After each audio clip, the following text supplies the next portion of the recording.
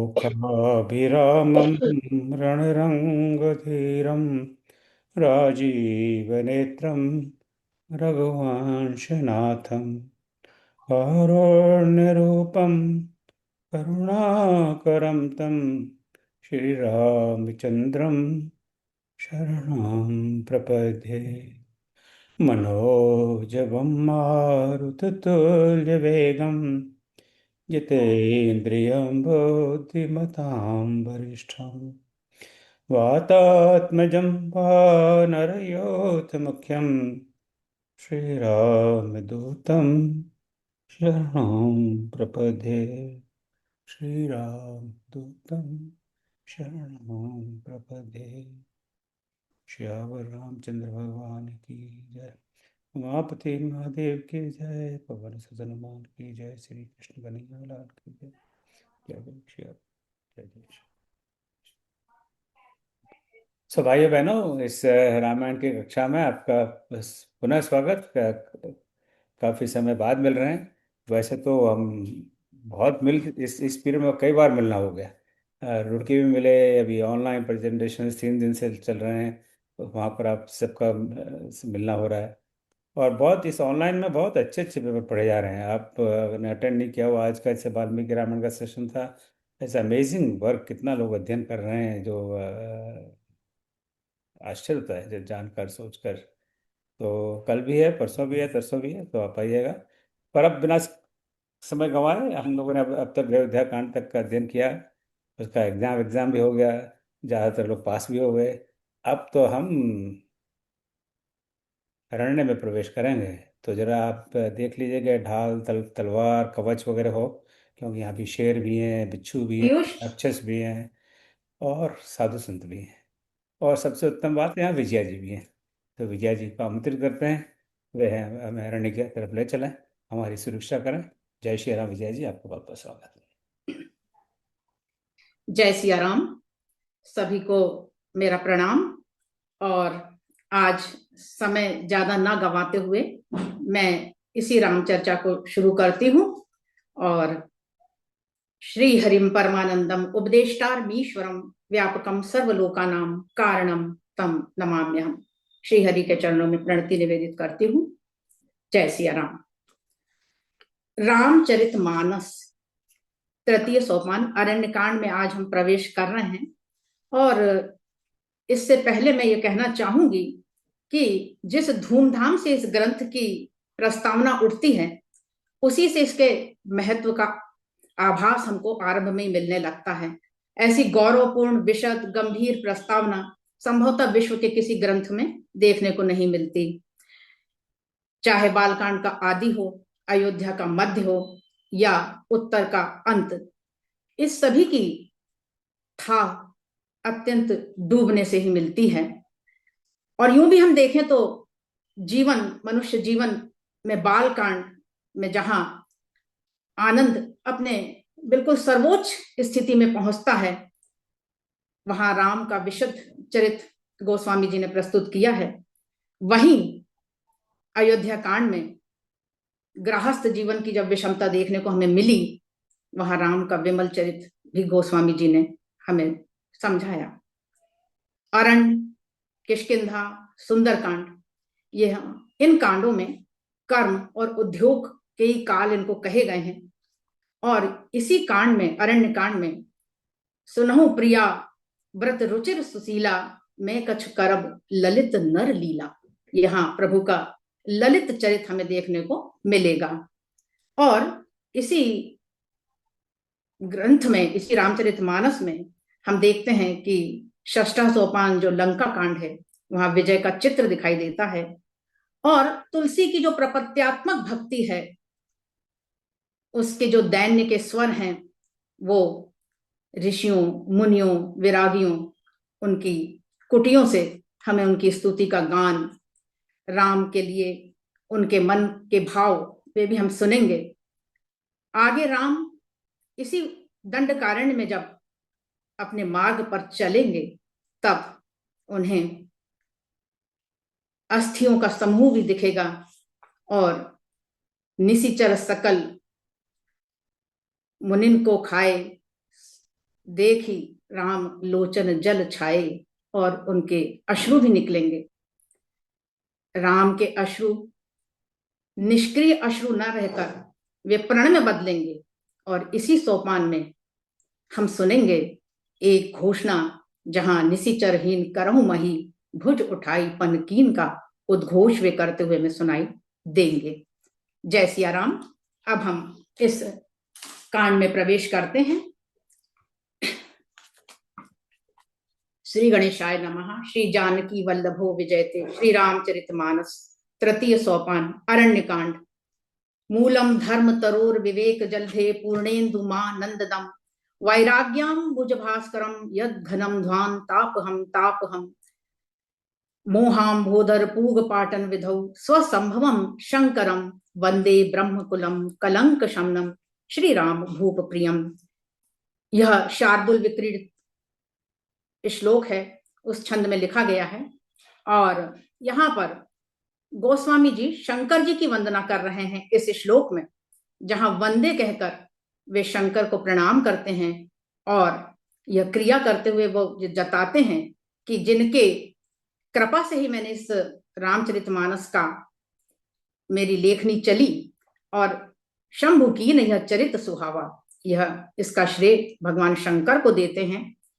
और वे ब्रह्म कुलम कलंक शमनम, यहाँ ब्रह्म कुल से आशय शंकर ब्रह्मकुल के आचार्य कहे गए हैं। सारे ब्रह्मकुल के ज्ञानियों का कुल भगवान शंकर का ही कुल है, वे इसके आचार्य हैं। सदा शिव समारंभा शंकराचार्य मध्यमा, अस्मदाचार्य पर्यंतम, तस्माद गुरुवे नमः। यहाँ भगवान शंकर को ब्रह्मकुल का आचार्य कहा गया है। ब्रह्मानंदम परम सुखदम केवलम ज्ञान मूर्ति, जो देवत्व की सबसे उच्चतम स्थिति है आनंद की, वे ब्रह्मानंद हैं। और एक ज्ञान मूर्ति के रूप में उनका स्तवन यहाँ हुआ है। द्वंद्वातीतम गगन सदृशम तत्सर्वम अस्यादि लक्ष्यम, जो सारे शोक और आनंद से ऊपर, गगन सदृशम पितृतुल्य हैं। और तत्त्वम अस्यादि लक्ष्यम, तुम वही हो, तत्वमसि, इसको वो लक्षित करते हैं, वो ब्रह्म तुम ही हो। एकम नित्यम विमलम अचलम सर्वधि साक्षी भूतम, भवतीतम, जो अस्तित्व के परे हैं, त्रिगुण रहितम, तीनों गुणों से भी रहित है ऐसा ब्रह्म, सदगुरुम ते नमाम्यहम, ऐसे सदगुरु की यहाँ वंदना की है तुलसी ने। और कलंक शमनम, यमाश्रितो ही वक्रोपी चंद्र सर्वत्र वंदते, जिनकी शीश पर चंद्र, अर्धचंद्र भी, कलंकित अर्धचंद्र भी शोभायमान होता है, वो भी कलंक रहित हो जाता है। और जिन्हें श्री राम का भूप प्रियम अनुज जानकी सहित निरंतर, बसहु राम नृप मम उर अंतर, उन्हें राम का राजा रूप ही अत्यंत प्रिय है। मूलम धर्म तरोर विवेक जलधे पूर्णेन्दु मा नंददम, धर्म रूप वृक्ष पर धर्म को आरोपित करते हुए उसके मूल को शंकर को उसका मूल कहा गया है। और विवेक जलधे पूर्णेन्दु मा नंददम, पूर्ण चंद्र रूपी शंकर, पूर्ण चंद्र को शंकर कहकर विवेक को समुद्र कहा गया है। जिस प्रकार पूर्ण चंद्र को देखकर समुद्र हर्षित होता है, उसमें लहरें उठती हैं, वैसे ही भगवान शंकर के स्तवन से विवेक की वृद्धि होती है, उनकी कृपा से विवेक ज्ञान में वृद्धि होती है। वैराग्याम मुझ भास्करम यद घनम ध्वान तापहम, हमारे अंदर एक वैराग्य का कमल है, वह उसी तरह विकसित होता है जिस प्रकार सूर्य की किरणें कमल को विकसित करती हैं। लेकिन यह हमारा वैराग्य रूपी कमल, जो आसक्तियों और वासनाओं से अविकसित है, उसे भगवान शंकर की कृपा से ही हम विकसित कर सकते हैं। सदगुरु ज्ञान विराग जोग के वे परम विरागी हैं। तापहम, वे हमारे त्रैतापों को हरने वाले हैं। दैहिक दैविक भौतिक सारे तापों का वो शमन करते हैं। मोहाम भोधर पूग पाटन विधौ स्वसंभवम शंकरम। मोह रूपी बादलों को छिन्न भिन्न करने वाले ऐसे पवन रूप शंकर का यहाँ स्तवन किया गया है, उन्हें प्रणाम किया गया है। और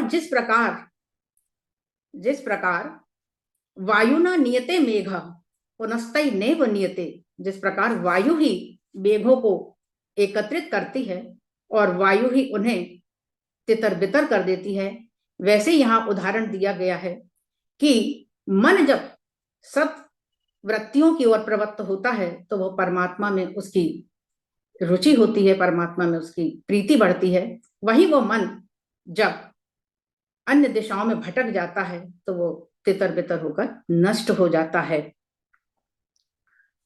यहाँ सांद्रानंद पयो दसौ भगतनुम पीतांबरम सुंदरम, जलयुक्त मेघ के से वर्ण वाले भगवान के सौंदर्य का वहां वर्णन है, उनका शरीर का स्वरूप यहाँ पर सांद्रानंद पयो दसौ भक्तनुम कहा गया है। और यूं भी देखें तो जलयुक्त मेघ ही सबको सुंदर लगते हैं। भक्तिहीन नर सोही कैसा, बिनु जल बारिद देखहि तैसा। यह स्वरूप सबको सुख देने वाला है। पीतांबरम सुंदरम, पीत वस्त्र धारण करते हैं, और सुंदरम वह नित नूतन ही दिखाई देते हैं, फोटोजेनिक है उनकी उनकी मूर्ति, उनके स्वरूप को यदि हम देखें तो वो बहुत ही सौंदर्य उसमें हमें देखने को मिलता है। पाणव बाण शरासनम कटिल सातुणीर भारम वरम, अपने हाथों में धनुष बाण लिए हुए कटि प्रदेश उनका अक्षय तुणीर से सुशोभित हो रहा है। इसीलिए कृष्ण ने गीता में कहा है कि शस्त्रधारियों में मेरी विभूति रामम शस्त्र भृतामहम, आतसज्ज धनुष विषु स्पृशा वक्षया शुभ निसंग संगिणो रक्षणाय मम राम लक्ष्मणम। यहाँ राजीव आयत लोचनम धृत जटा जुटेन संशोभितम, सुंदर कमल के से जिनके विशाल कोमल सुंदर और निसंग नेत्र हैं, ऐसे राजीव आयत लोचनम धृत जटा जुटेन संशोभितम, उनके शीश पर वैराग्य रूपी जटाओं का मुकुट शोभित हो रहा है। सीता लक्ष्मण संयुतम पथिगतम रामाभिरामम भजे, वनवासी रूप है सीता लक्ष्मण और राम जो पथ पर चल रहे हैं, चरैवेति के सिद्धांत के अनुसार चले राम। हर समय हम इस कांड में भी कई बार देखेंगे वे चरैवेति है, जैसे चंद्र और सूर्य अपने कक्षाओं में निरंतर परिक्रमा करते रहते हैं, वैसे ही भगवान यहाँ चरैवेति हैं।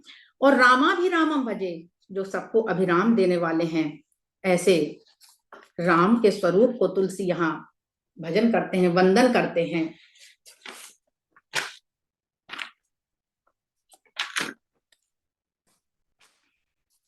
आगे गोस्वामी जी एक सोरठे से शुरुआत करते हैं इस कांड की, जहां शंकर और पार्वती का संवाद होता है। और पार्वती जी बालकांड में ही इस बात को उन्होंने कहा है शंकर जी से कि बंदहु पद धरी धरनि सिरु, विनय करहु कर जोरी, और बरनहु रघुबर विशद जस श्रुति सिद्धांत निजोरी। वे एक जिज्ञासा लेकर यहाँ बैठी हुई हैं और वे इस चरित्र को सुनने की बहुत ही उनकी उत्कंठा है। और यहाँ शंकर जी उनसे संवाद करते हैं, इसलिए उमा राम गुण गूढ़ पंडित मुनि पावही बिरती, पावही मोह विमूढ़, जे हरि विमुख न धर्म रति। यहाँ भगवान कहते हैं कि यहाँ शंकर जी कहते हैं कि भगवान की जो लीलाएं हो रही हैं उसको देखकर वे जो विमूढ़ हैं वे तो इसको देखकर मोहित होते हैं, और उनमें जो ज्ञान भक्ति और वैराग्य की वृद्धि होनी चाहिए वह नहीं होती। वहीं मुनि और पंडित जो इस लीला को देखते हैं, उनके ऐश्वर्य माधुर्य को देखते हैं, उनके अंदर सहज ही विराग जागृत हो जाता है। यहाँ मुनि से आश्रय दुखेशु अनुद्विग्न मना सुखेशु विगत स्पृहा, ऐसे मननशील मुनि यहाँ पर इस दंडकारण्य में हैं। और पंडित से यहाँ आशय शोक स्थान सहस्त्राणी, भय स्थान शतानीचा, दिवसे दिवसे मूढ़मा विशंति ना पंडिता। जिसे सत और असत बुद्धि का ज्ञान है, और ज्ञान ही नहीं है, जिसे असत का त्याग करना भी आता है, ऐसे पंडित को यहाँ पंडित शब्द से कहा गया है। और विमूढ़, विमूढ़ का लक्षण जो हरि पद के विमुख होते हैं, धर्म में प्रेम नहीं है, किसी से वैराग्य नहीं होता, अर्थात ज्ञान उपासना और कर्म से सर्वथा रहित हैं। जहां ज्ञान चाहिए वहां वे विमूढ़ हैं, और जहां उपासना चाहिए वहां वे हरि विमुख हैं। इसलिए गोस्वामी जी उन्हें विमूढ़ कह रहे हैं। अब प्रसंग आता है, यहाँ गोस्वामी जी बहुत ही प्यारा एक चौपाई लिखते हैं कि पुर नर प्रीति भरत में गाई मति अनुसार। यहाँ वो कहते हैं कि जो मैंने पूर्व के सोपान अयोध्या कांड में भरत के चरित्र का जो वर्णन किया, और उसमें उनके जो प्रेम को मैंने जिसकी व्याख्या की, वह एक कारण बना भगवान राम के वनवास का, और इस कारण उनकी प्रीति देखने को हम सबको मिली, और मैंने उतनी ही लिखी जितनी मेरी मति थी। अब मैं भगवान के पावन स्वरूप, पावन चरित्र का यहाँ से वर्णन शुरू करता हूं। और वे लिखते हैं, एक बार चुनी कुसुम सुहाए, निज कर भूषण राम बनाए, सीता ही पहिराए प्रभु सादर, बैठे फटिक शिला पर सुंदर। गोस्वामी जी ने राम और सीता जी के दाम्पत्य जीवन को वहीं तक लिया है जहां तक वो सर्वोपयोगी है, और गृहस्थ मात्र के लिए वो कल्याणप्रद है। इस चौपाई में भी मर्यादित, हृदयगत, प्रगाढ़ प्रेम का ही दर्शन हो रहा है। भगवान राम सीता जी के प्रति जो व्यवहार करते हैं, उनकी प्रगाढ़ भावना का यहाँ पता चलता है, और प्रसंग से सभी अवगत ही हैं। यहाँ एक प्रसंग देखने को मिलता है इस बीच। एक सुरपति सुत धरि बायस देखा, सठ चाहत रघुपति बल देखा, जिमि पिपली का सागर था, महामंदमति पावन चाहा। गोस्वामी जी जयंत मोह के प्रसंग का यहाँ वर्णन कर रहे हैं।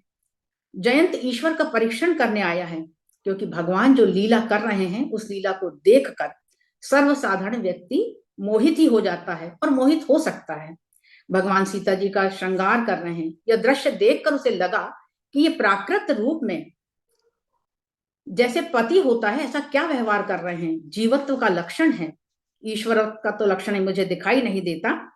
सीता चरण चोंच हति भागा, मूढ़ मंदमति कारण कागा, चला रुधिर रघुनायक जाना, सीख धनुष सायक संधाना। गोस्वामी जी इस प्रसंग में पहले सुरपति सुत कहकर उस द्रोही का तो नाम ही लेना नहीं चाहते हैं, और एक संकेत में यह भी दर्शाते हैं कि राम के जो विरोधी हैं वे संपन्न, साधन युक्त, सुसज्जित, फिर चाहे वो दुष्ट सत्ताधारी का संपन्न, विलासी, मूर्ख पुत्र जयंत ही क्यों ना हो, या रावण, ऊंच निवास नीच करतूती। जयंत कौवे का रूप धारण कर सीता के चरण में चोंच से प्रहार करता है, राम के बल की परीक्षा ले रहा है, और वह वही कर रहा है जिमि पिपली का सागर था, महामंदमति पावन चाह। हमारा जो छोटा सा कृतित्व है, एक चींटी की तुलना यहाँ पर गोस्वामी जी ने की है पिपीलिका जैसा, और उसे हम ईश्वर के कृतित्व के आगे रख दें, यही हमारी बुद्धिमानी है। जयंत ईश्वर के कृतित्व को नहीं समझ पा रहा है, इतने बड़े कर्ता के सामने खड़ा हुआ है और अपनी एक छोटी सी डूअरशिप उसमें से निकाल रहा है, और इस प्रकार का जो चरित्र है वही जयंत की वृत्ति है। अति कृपाल रघुनायक सदा दीन पर नेह, तासनाई कीन छल मूरख अवगुण गेह।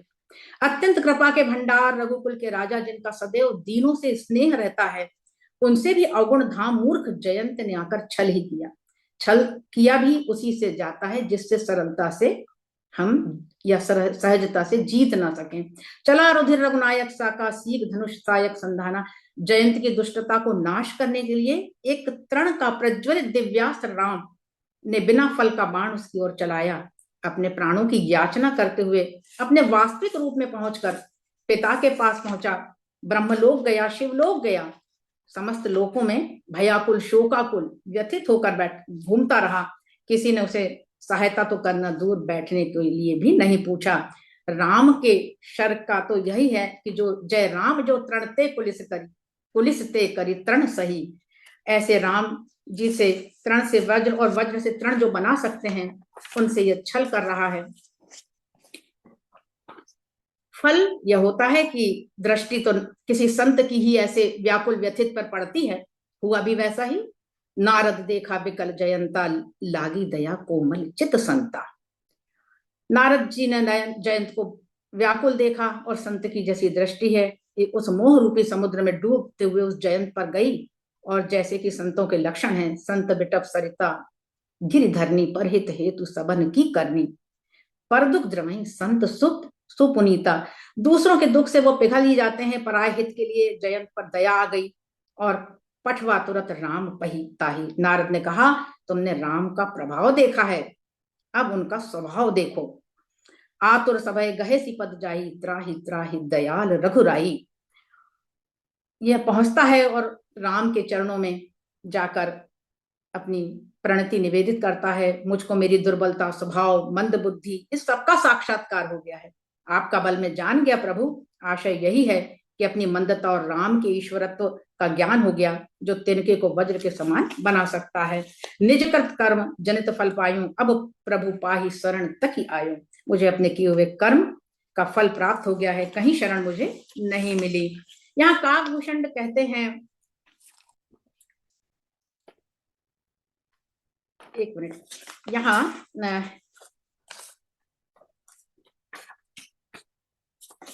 सॉरी, यहाँ पर एक नयन करी तजा भवानी। जयंत भगवान को मोह अज्ञान के कारण सामान्य प्राकृत पुरुष रूप में ही समझ रहा था। अद्वितीय तत्व वह नहीं देख रहा था। एक तत्व ने ही दो रूप ले लिए हैं, माया और ब्रह्म है, शक्ति और शक्तिमान है। उसमें द्वैत ही भाव देख रहा है। प्रत्यक्ष रूप में दिखता यही है, लेकिन ज्ञान चक्षु से एक ही तत्व दिखता है। यहाँ जो एक नयन करने की बात कही है, उसका आध्यात्मिक दृष्टिकोण यही है कि अज्ञानांध तिमिरांधस्य ज्ञानांजन शलाकाय चक्षुषूर उन्मीलिनम ते तस्मै गुरुवे नमः। सदगुरु उस ज्ञान के नेत्र को खोल देते हैं, तब भेद, द्वैत, अनेकता देखने पर भी वह एकत्व को ही देखता है। इसका आशय यही निकलता है। और यहाँ से जयंत का प्रसंग समाप्त होता है। भगवान आगे अत्रि के आश्रम में प्रवेश करते हैं। आध्यात्मिक तेज से ओतप्रोत अत्रि के आश्रम में प्रवेश करने से पूर्व वाल्मीकि रामायण में एक प्रसंग आता है, जहां भगवान अपने धनुष की प्रत्यंचा उतार लेते हैं। विजयम कृत्वा महाधनुर, तीसरे सर्ग में, अरण्य कांड के पहले सर्ग का 10वां श्लोक है ये, जिसमें यह बात लिखी गई है। यहाँ अत्रि मुनि के आश्रम में पहुंचने पर पुलकित गात्र अत्रि उठि धाये, देखी राम आतुर चली आए, करत दंडवत मुनि उरलाए, प्रेम बारी दो जन अनवाए। अत्रि के आश्रम में जब भगवान प्रवेश करते हैं तो अत्यंत प्रेमातुर होकर मुनि उनका स्वागत करते हैं, और राम भी अत्यंत ही शीघ्रता से मुनि से मिलने के लिए आगे बढ़ते हैं। दोनों ही भाव विवल मुनि और राम। राम ने मुनि को दंडवत किया और मुनि ने उन्हें अपने हृदय से लगा लिया। इस प्रकार उनके नेत्रों के जल से वे ऐसा लगता था जैसे अर्घ दे रहे हैं। और फिर प्रभु आसन आसीन भरी लोचन शोभा निरखी, मुनिवर परम प्रवीण जो रिपानी अस्तुति करत। प्रभु राम आसन पर आसीन है, उन्होंने अत्यंत उत्कट लालसा से मुनि प्रभु को एकटक उनकी शोभा को देख रहे हैं। भरी लोचन शोभा निरखी, सभी मुनि के दर्शन कर रहे हैं और वे भगवान को निहार रहे हैं। मुनिवर परम प्रवीण जोरी पानी अस्तुति करत, अत्यंत चतुर है, निपुण है वे मुनि। प्रभु का परात्पर स्वरूप जानकर उन्हें हाथ जोड़कर स्तुति करने लगते हैं। ईश्वर का साक्षात अनुभव हो रहा है। शब्दों के माध्यम से भीतर के भावों को वो रख रहे हैं। आप भगवान हमें किस तरह से लगते हैं, किस तरह से आपका सुंदर स्वभाव हमारे सामने प्रकट हुआ है। आपके विमल चरित्र को मैंने समझा, आपकी गुण लीलाओं को जाना, वह सब सगुण निर्गुण रूप का वर्णन, लीलाओं शील स्वभाव का वर्णन, साधक किस प्रकार उसको कर मुक्त होते हैं। एक सुंदर स्तुति होती है। नमामि भक्त वत्सलम कृपालु शील कोमलम भजामि ते पदाम्बुजम अकामि नाम सदाम्बुजम। हे भक्त वत्सल, हे कृपालु, अर्थात भगवान फलदाता तो है, लेकिन यदि साथ में किसी ने उनका नाम स्मरण किया है, भजन किया है, तो भगवान कृपालु हो जाते हैं, पिघल जाते हैं। जाते वेगी द्रवहूं में भाई सो मम भगति भगत सुखदाई, जिसके कारण मैं द्रवित होता हूँ, कृपालु हूँ। यहाँ त्रिमुनि कहते हैं मैं भजन करता हूँ आपका, भजन नाम रसना भजामी ते पदाम्बुजम, आपकी पूजा करता हूँ, स्तुति करता हूँ, आपके नाम में आनंद है। अकामी नाम स्वधा मदम, मुनि कहते हैं आप अपना धाम दे देते हैं, अपना स्थान, धाम, रूप आदि, वैकुंठ, साकेत, गोलोक सभी आपने दिए हैं। शबरी को निज धाम दे दिया, तजी जोग पावक दे हरिपद लीन भई जहां नहीं फिरे। इस प्रकार एक सुंदर स्तुति का भाव यहाँ देखने को मिलता है। भगवान का नित्य निवास धाम, भक्त उनका नित्य दर्शन कर रहे हैं, नित्य आनंद प्राप्त कर रहे हैं। एक अर्थ स्वरूप से है, अपने आप को दे देते हैं। भगवान के स्वरूप को प्राप्त करना आत्मज्ञान के द्वारा, ज्ञान के द्वारा लोक लोकांतर की प्राप्ति नहीं होती, आत्मज्ञान के द्वारा भगवत तत्व की ही प्राप्ति हो जाती है।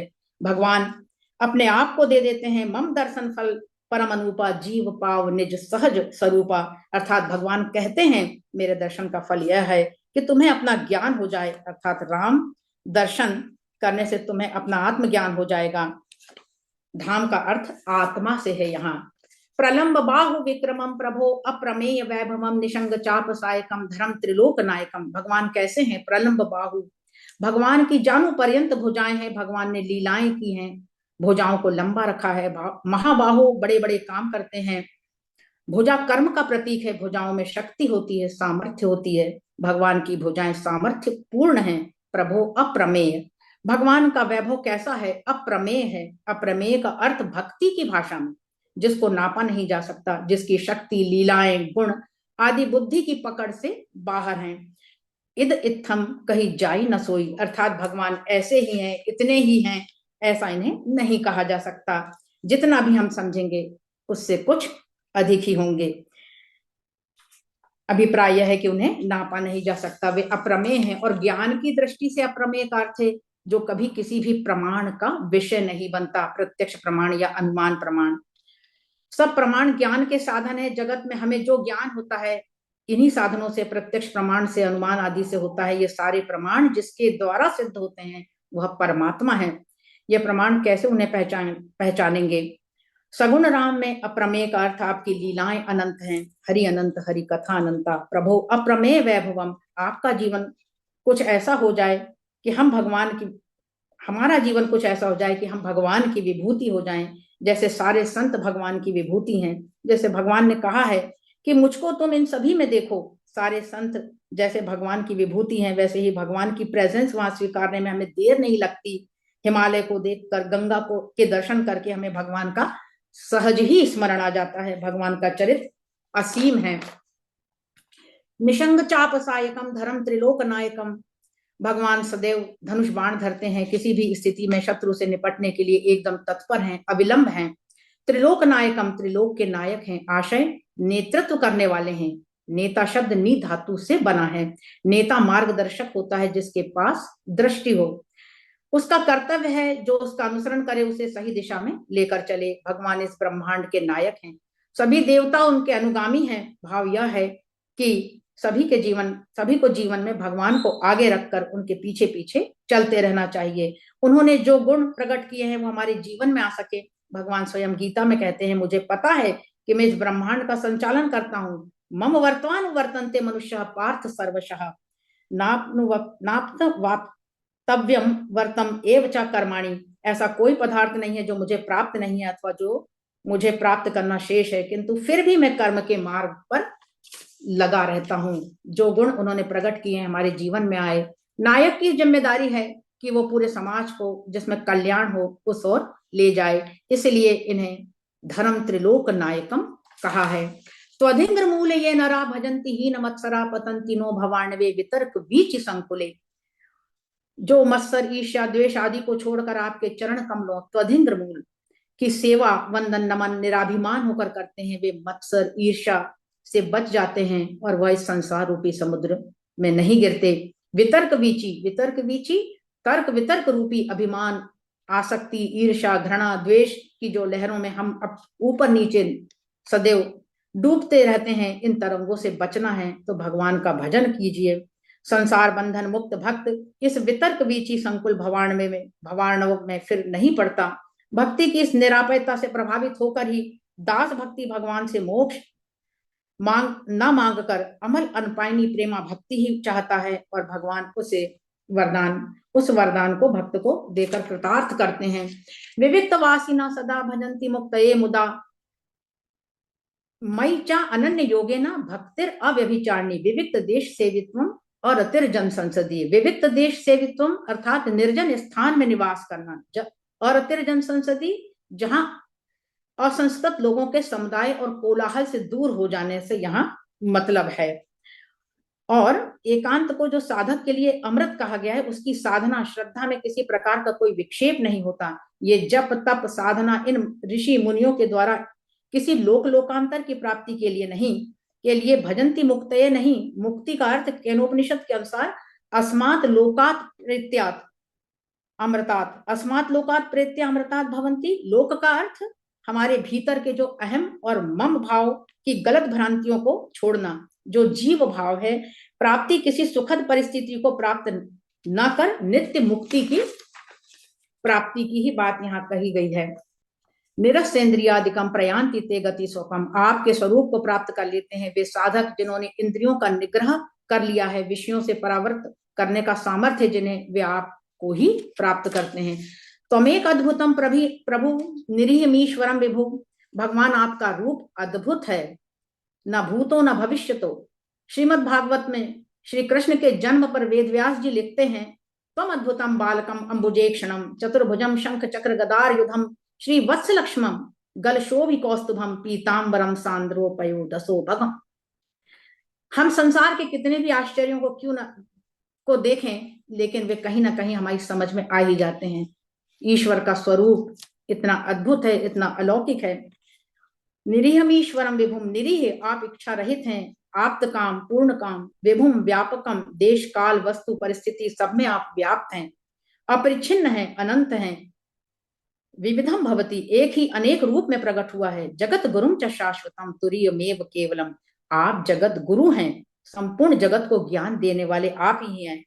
तुम त्रिभुवन गुरु वेद बखाना। गुरु परंपरा में आप ही सब गुरुओं के गुरु हैं सदा।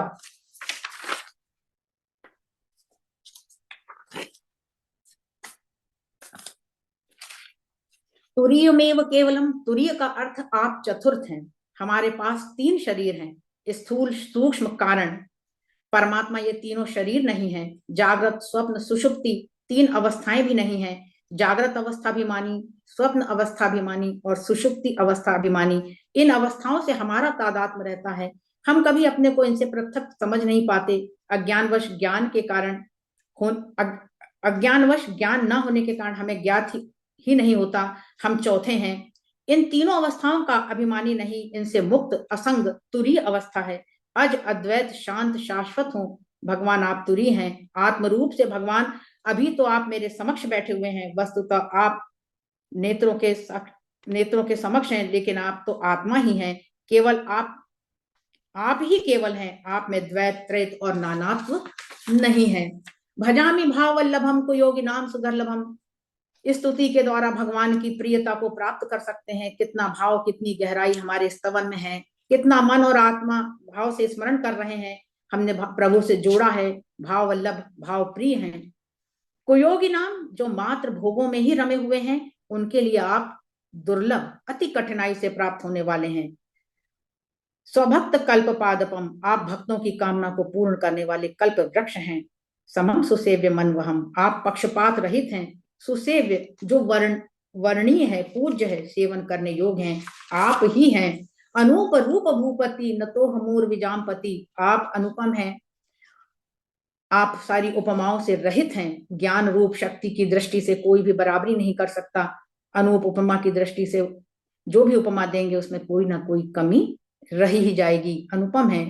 मूर्विजापति उर्वी पृथ्वी, पृथ्वी से उत्पन्न सीता माता उर्विजापति के पति हैं। जानकी नाथ आपको प्रणाम करता हूँ। प्रसिद्ध में नमामि ते पदाब्ज भक्ति देहि में। सारी स्तुति का प्रयोजन एकमात्र प्रभु प्रसन्न हो जाइए, कृपा कर पदाब्ज भक्ति अपने चरणों की भक्ति प्रदान करें। और अंत में फलश्रुति जो है, पठंती ये स्तवम इदम नरादरेण ते पदम ब्रजंती नात्र संशयम त्वदीय भक्ति संयुता। इस स्तवन का जो आदर पूर्वक पाठ करते हैं वे आपकी भक्ति को प्राप्त कर भक्ति युक्त होकर आपके चरणों को प्राप्त करते हैं, इसमें तनिक भी संदेह नहीं है। इस प्रकार हम देखते हैं कि इस स्तुति का आरंभ व पर्यावसान दोनों ही भक्ति में हुआ। और अब प्रसंग कुछ आगे की ओर बढ़ता है। यहाँ अनुसुईया जी से सीता जी की मुलाकात होती है। और अनुसुईया जी के बारे में यदि मैं थोड़ी जानकारी के आधार पर बताऊं तो यह है कि अत्रि पत्नी अनुसुईया ने कई वर्षों तक तपस्या का अनुष्ठान किया था। वे एक साध्वी तपस्विनी थी जो दुर्भिक्ष, अनावृष्टि व अन्य आपत्तियों में अपनी सेवा कार्य के लिए प्रख्यात थी। अनसुया व्रतैस्तात प्रत्युश्चा निर्वर्तिता, यह वाल्मीकि रामायण के दूसरे सर्ग में 117 दूसरे कांड के 117 सर्ग के 11वें श्लोक में इसका वर्णन मिलता है। और ऋषि पत्नी अनुसुईया जी का सीता जी को विमर्श यहाँ पर एक प्रसंग है। अनुसुईया शाब्दिक अर्थ इसमें असूया नहीं है, गुणग्राही व्यक्तित्व है, जिनके तप बल से गंगा जी की एक धारा मंदाकिनी को चित्रकूट में इन्होंने प्रवाहित किया। ब्रह्मा, विष्णु और महेश को शिशु रूप में दत्तात्रेय बना दिया। उनका तपस्विनी रूप है यह। मानस में गोस्वामी जी ने एक पारिवारिक कवि होकर जिस भारतीय परिवार संगठन शैली के द्वारा घर में ही बाहर की, व्यष्टि में ही घर में ही बाहर की और व्यष्टि में ही समष्टि की, स्व के साथ पर की अर्थात परिवार की, थोड़े में या एक शब्द धर्म के द्वारा जहां भाई भाई, पिता पुत्री, स्वामी सेवक के संबंधों और उसके निर्वहन की बात की है, पति पत्नी के कर्तव्यों पर विस्तृत चर्चा ऋषि पत्नी अनुसुईया जी के द्वारा सीता जी को निमित्त मानकर नारी धर्म पर कुछ सार गर्भित उपदेश दिए हैं। धीरज धर्म मित्र, एक मिनट। अनुसुईया के पद गही सीता, मिली बहोरी सुशील विनीता। सीता जी अनुसुईया जी के चरणों को प्रणाम करती हैं। ऋषि पत्नी मन अति सुख पाई। माता अनुसुईया को सीता जी की विनम्रता को देखकर बहुत ही प्रसन्नता हुई। और यूं भी देखें तो बड़े बुजुर्गों के सम्मान से वे अपने मन, उनके हृदय से फिर सद्भावना और शुभेच्छा की ही कामनाएं हमको मिलती हैं, वे ही आशीष देते हैं। सीता जी को उन्होंने पास बिठाया और माँ जिस प्रकार अपनी बेटी को उसके आने पर अनेकों उपहार देती है, उसकी चिंता करती है, उसके प्रति उसकी एक विशेष भाव होता है, वे ये जान गई थी कि सीता जी को अब आगे का बहुत ही दुस्तर जीवन, वनवास का रहना है। वे सीता के कष्टों को जान गई और उनकी तकलीफों को ध्यान में रखकर उन्हें दिव्य वसन भूषण पहनाए, ऐसे वस्त्र जो हमेशा नूतन रहेंगे, नए रहेंगे, मलिन नहीं होंगे। कही ऋषि वधु सरिस मधुबानी, सीता जी के निमित्त से सीता जी एक कारण बन गई। उस निमित्त से नारी धर्म, एक पत्नी को किस प्रकार वर्तन करना चाहिए, आदर्श पत्नी कौन है, यहाँ सीता जी को नहीं, गोस्वामी जी लिखते हैं नारी धर्म कछु ब्याज बखानी। सीता जी के निमित्त उन्होंने एक नारी धर्म की शिक्षा दी। और उसको संक्षेप में मैं यही कहूंगी कि उनका यही आशय था कि धीरज धर्म मित्र और नारी, आपद काल परखिए चारी। इन सभी की परीक्षा कठिन काल में ही होती है और जो इसको निर्वहन करता है वही एक श्रेष्ठ मित्र, एक श्रेष्ठ पत्नी और एक श्रेष्ठ पति भी हो सकता है। और यूं भी देखें तो सीता जी को उपदेश देने की उतनी जरूरत तो थी नहीं, क्योंकि सीता जी का तो पूर्व में भी चरित्र हमने देख चुका है कि वे अपने पति के मन को कितने गहरे तक जानती थी। मणि मुदरी मन मुदित उतारी, जब वे ये जानती थी कि यहाँ पर मेरे को क्या करना है, और इस प्रसंग में वे उस भूमिका में बिल्कुल वैसा ही करती हैं। वे अपने पति को कितने गहरे तक जानती हैं। सीता जी तो एक निमित्त बनी इस पूरे घटना चक्र में, और गोस्वामी जी ने अपने भावों को, क्योंकि वे एक बड़े गहरे मनोवैज्ञानिक दृष्टिकोण से इस मानस की उन्होंने रचना की है, और यही कुछ इसके निहितार्थ होंगे और उन्होंने इस प्रसंग को यहाँ रखा। और आज भी हम देखते हैं कि यह घर घर की एक समस्या तो है ही है। इसलिए इस प्रसंग को एक स्वस्थ मानसिकता के साथ पढ़ेंगे तो निश्चित ही इसके अच्छे फल हमको देखने को मिलेंगे। आगे एक सोरठा आता है, एक मिनट। तन पुलक कठिन काल मल कोस, धर्म न ज्ञान न जोग जप, परिहरि सकल भरोस, राम ही भजहि ते चतुर नर। मुझे ऐसा लगा जब मैंने सोरठा पढ़ा तो मुझे ऐसा लगा कि अयोध्या कांड में गोस्वामी जी ने भरत के चरित्र में इतना भीग गए, वे उसको वर्णन करते करते, कि उसकी फलश्रुति में उन्होंने भरत चरित्र करी नेमू तुलसी जो सादर सुने। फलश्रुति में भरत के चरित्र को लिखा। तो जब मैं इस सोरठी को पढ़ रही थी तो मुझे लगा कि संभवतः गोस्वामी जी ने राम के चरित्र की फलश्रुति जो अयोध्या कांड में हम कहीं देखना या ढूंढना चाह रहे थे, इस सोरठे में मुझे देखने को मिली। कठिन काल मल कोस, धर्म न ज्ञान न जोग जप, परिहरि सकल भरोस, राम ही भजहि ते चतुर नर। गोस्वामी जी कलयुग की परिस्थितियों को अन्य युगों से भिन्न बताते हैं। उसे मल का कोश कहते हैं। उसने सभी धर्मों को ग्रस लिया है। वेद पुराण सम्मत सुपंथ का त्याग कर धर्म विरोधी कुपंथों की कल्पना की जा रही है। साधुता को अवसन्न करने वाली कुरीति, कपट और खलता की ही वृद्धि हो रही है। कलिकाल के कारण परमार्थ के साधनों का लोप हो रहा है। ये निष्फल साधन केवल श्रम रूपी फल देने वाले ही रह गए हैं। कुवासना ने इन्हें विनष्ट कर दिया है। इसलिए ये उनको उपाय ना कहकर अपाय कहना ही तुलसी को अधिक जचता है। ये साधन चित्रलिखित सूर्यों के समान है जो अंधकार का नाश नहीं कर सकते। षड दर्शन का अध्ययन कठिन हो गया है। व्रत तीर्थाटन आदि घोर शारीरिक कष्ट हो गए हैं। दान दया यज्ञ आदि धर्म कर्म सब धन के अधीन होने से जनसाधारण की शक्ति से परे हो गया है। और कच्चे घड़े का सा मन संन्यास जल को धारण करने में असमर्थ है। काम क्रोध लोभ मोह आदि के द्वारा अपहृत ज्ञान वैराग्य योग तप सब सारहीन प्रतीत होने लगे हैं। ऐसी दशा में राम का नाम, उसका श्रवण, परिहरि सकल भरोस जो करते हैं वही चतुर नर हैं। राम ही भजहि ते चतुर नर। और कीर्तन और स्मरण ही निस्तार का एकमात्र सुरक्षित स्थान और साधन रह गया है। अब अत्रि मुनि राम की स्तुति और अनुसुईया के प्रसंग के बाद वे स्वयं बड़े भावविहल हैं और उनका मन बड़ा पुलकायमान हो गया है। प्रभु से उनकी इस प्रकार भेंट हुई है। तन पुलक निर्भर प्रेम पूर्ण, नयन मुख पंकज दिए, मन ज्ञान गुण गोतीत प्रभु में दीख जप तप का किए। जप जोग धर्म समूह ते नर, भगति अनुपम पावहि, रघुवीर चरित पुनीत अति दास तुलसी गावहि।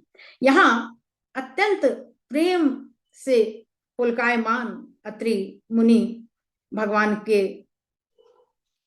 को देख रहे हैं और वे सोच रहे हैं कि यूं तो प्रभु के दर्शन राम अतर्क बुद्धिमान वाणी है। मैंने ऐसे कौन से जप जो तप किए थे जो आज मुझे इनके दर्शन हुए हैं। इस प्रकार वे बड़े ही भावविहल होते हैं और ऐसी पवित्र निर्मल चरित्र का वो गान करते हैं। तुलसी यहाँ पर रघुवीर चरित पुनीत निस्दिन दास तुलसी गावहि। और यहाँ से भगवान विदा लेते हैं अत्रि जी के आश्रम से। मुनि पद कमल नाई करी सीसा, चले बनहि सुर नर मुनि ईसा, आगे राम अनुज पुनि पाछे, मुनिवर वेश बने अति काछे, उभय बीच श्री सोहई कैसे, ब्रह्म जीव बिच माया जैसे, सरिता बन गिरी अवघट घाटा, पति पहचानी देहि बरवाटा, जहां जहां जाई देव रघुराया, करही मेघ तह तह नभ छाया। बहुत सुंदर पंक्तियां हैं। प्रकृति की जो छाया गोस्वामी जी के मानस में पड़ी है उसकी उपेक्षा नहीं हो सकती। वह ऐसी छविमयी मूर्तिमयी है। वो बुलाती है, रमाती है और दिखाती है अपने आने का दृश्य। ग्रीष्म के खर पवन का अभिषेक कर रहे हैं, क्योंकि बालकांड में लिखा है ग्रीष्म दुसह राम वन गवनु, पंत कथा खर आतप पवनु। यहाँ पर मेघ जो हैं जहां जहां जाई देव रघुराया, करही मेघ तहां तहां नभ छाया। यहाँ मेघ छाया कर रहे हैं। इस प्रकार वे ग्रीष्म के खर पवन को अभिषेक कर रहे हैं। और प्रकृति जो है वह भूमि है, वो भूमा नहीं है, उसकी भूमिका है। और उसकी भूमिका में विभु का उदय और मंगल का विधान यहाँ दर्शा रहे हैं गोस्वामी जी। वही माया पुरुष की लीला भूमि है, बनती है, जिसके संयोग में वह खिलती है और वियोग में वह झुलस जाती है। आज अपने स्वामी को देखकर वह कंटकाकीर्ण मार्गों को अवस्थित करने में लग गई है, सुगम मार्ग प्रशस्त कर रही है।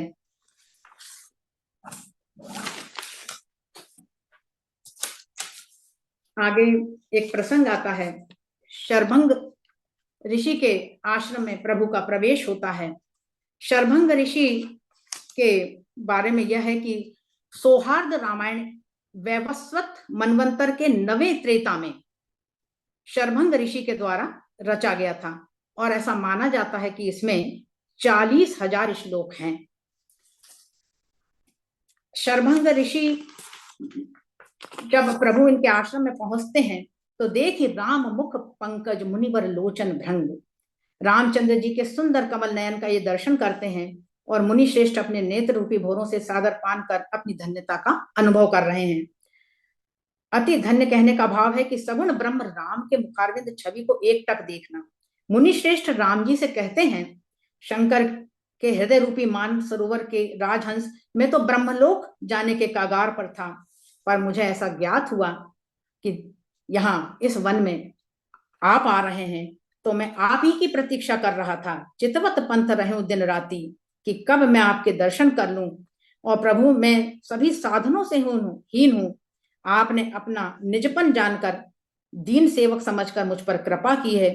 और यूं भी आप तो दीन बंधु हैं, दीन दयालु ही हैं।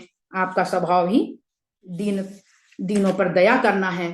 और वे प्रभु की इस प्रकार भक्ति करते हैं और कहते हैं कि जितने भी मैंने अपने संपूर्ण जीवन में जोग यज्ञ जप तप व्रत कीना, प्रभु कहाँ देई भगति बर लीना, वे सब प्रभु को समर्पित कर देते हैं और एक वरदान मांगते हैं। सीता अनुज समेत प्रभु नील जलद तन श्याम, मम ही बसौ निरंतर सगुण रूप श्री राम, ऐसा वरदान मांगते हैं। और इसके बाद एक घटना होती है उस आश्रम में जो बड़ी विचित्र सी जान पड़ती है।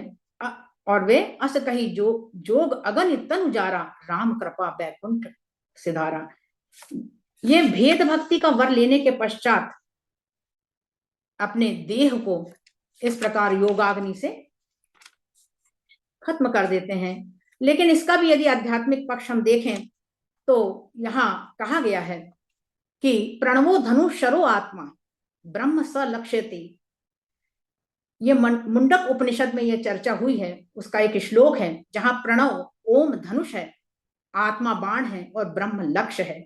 यह श्लोक बताता है कि आत्म साक्षात्कार के लिए एक साधक को ओमकार प्रणव का उपयोग करके अपनी आत्मा को लक्ष्य यानी ब्रह्मा की ओर केंद्रित करना चाहिए, जैसे ब्रह्म की ओर केंद्रित करना चाहिए। जैसे धनुष बाण को लक्ष्य तक पहुंचाता है, प्रणवो धनु, ओम ही धनुष है, शरो आत्मा, आत्मा बाण है, आत्म ही वह माध्यम है जो लक्ष्य को निर्देशित करता है। ब्रह्म सलक्ष्यते, ब्रह्म ही लक्ष्य है। इस प्रक्रिया का अंतिम लक्ष्य ब्रह्म ही है। अप्रमत्तेन वैदव्यम शर्वत तन्मयो भवेत। सावधानी से भेदन करो और बाण की तरह तन्मय हो जाओ।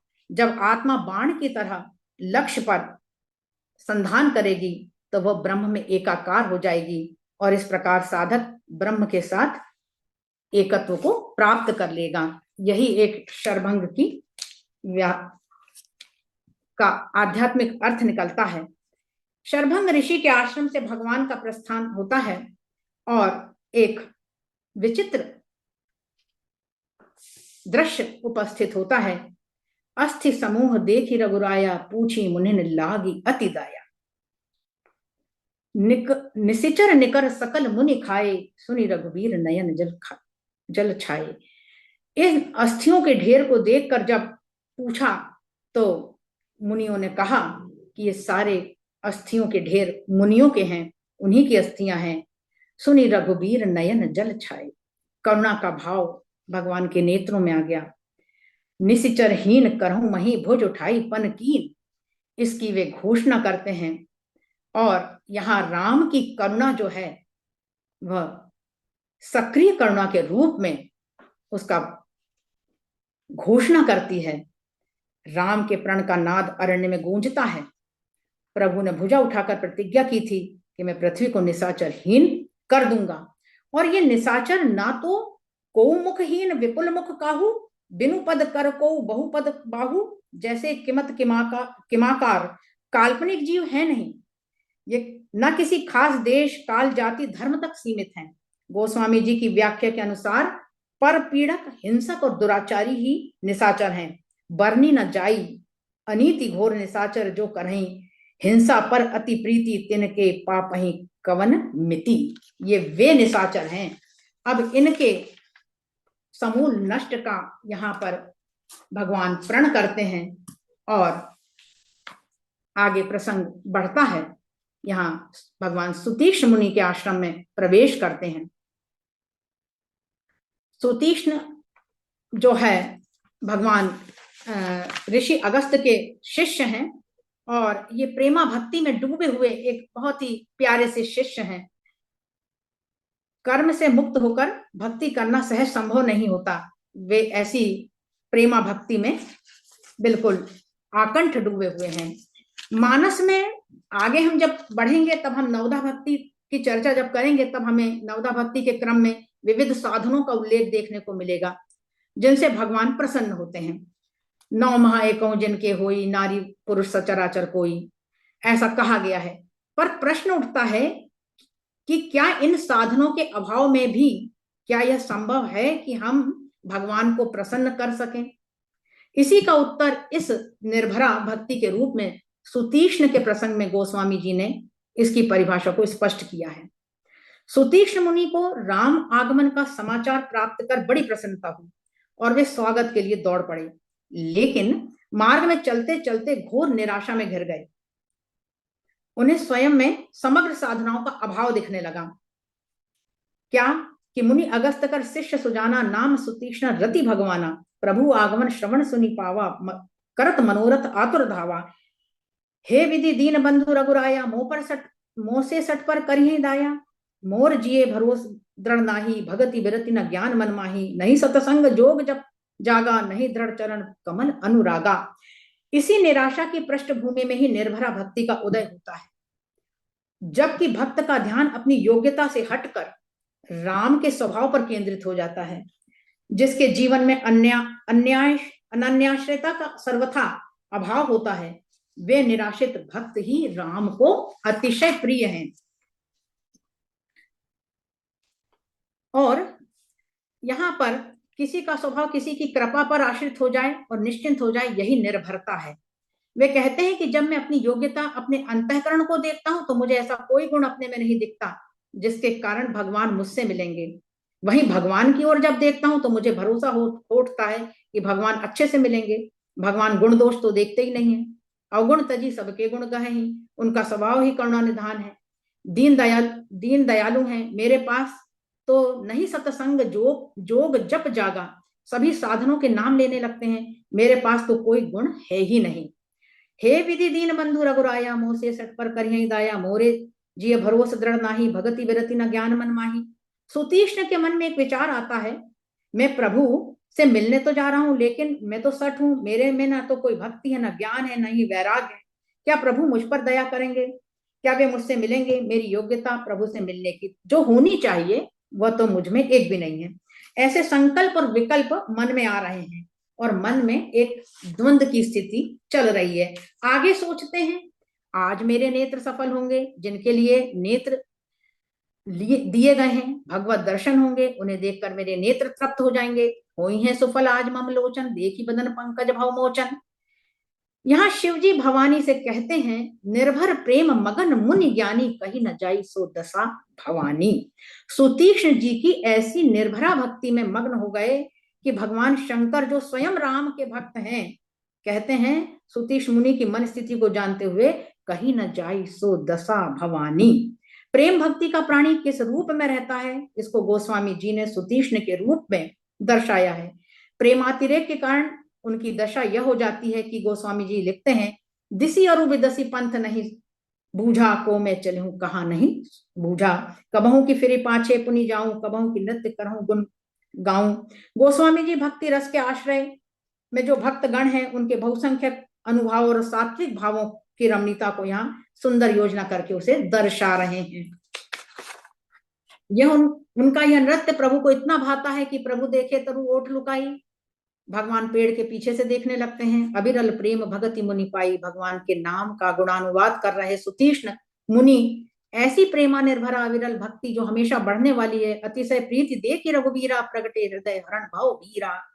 इस अतिशय प्रेम को देखकर भगवान मुनि के हृदय में प्रकट हो दर्शन देने लगते हैं। दर्शन पाकर वह नृत्य तो रुका, मुनि मग माज अचल हुई, वैसा पुलक शरीर पनस फल जैसा। मुनि मार्ग में बैठ गए और उनके रोम रोम खड़े हो गए। कटहल के फल में जैसे कांटे होते हैं वैसे ही उनके सारे रोम खड़े हो गए। इसके बाद तब रघुनाथ निकट चली आए, देखी दशा निज जन मन भाए, मुनि राम बहु भांति जगावा, जाग न ध्यान जनित सुख पावा। यह बहुत महत्वपूर्ण पंक्ति है इस संदर्भ में। जाग न ध्यान जनित सुख पावा, व्यक्ति जब ध्यान करे तो ध्यान में सुख मिलता है।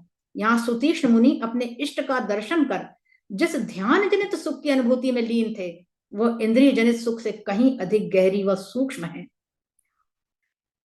उसी सुख को गीता के 6वें अध्याय के 28वें श्लोक में कहा है, यो जन्नेव सदात्मानम योगी विगत कल्मष सुखेन ब्रह्म संस्पर्शम त्यंतम सुख मश्नुते।